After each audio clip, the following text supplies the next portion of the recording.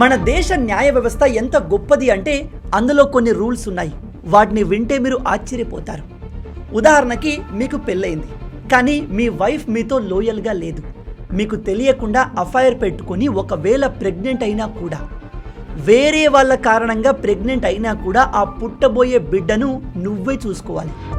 బయాలజికల్గా ఆ బిడ్డ మీకు పుట్టకపోయినా లీగల్గా నువ్వే తండ్రివి. ఇది నేను ఊరికే గాల్లో చెప్తున్న మాట కాదు.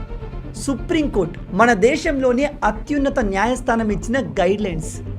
మీరు లేదు కాదు ఈ బిడ్డకు నాకు సంబంధం లేదు అంటే మీ పైన లీగల్ యాక్షన్ తీసుకుంటారు.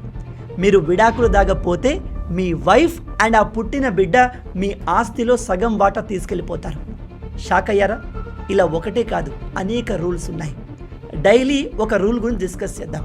వీటిని మీరు మిస్ కాకూడదు అనుకుంటే వెంటనే మన ఛానల్ని ఫాలో అయిపోండి. ఈ విషయం ప్రతి ఒక్కరికి తెలిసేలా, ఎస్పెషల్లీ మీ ఫ్రెండ్స్ బ్యాచ్ మొత్తానికి తెలిసేలా వాళ్ళతో షేర్ చేయండి.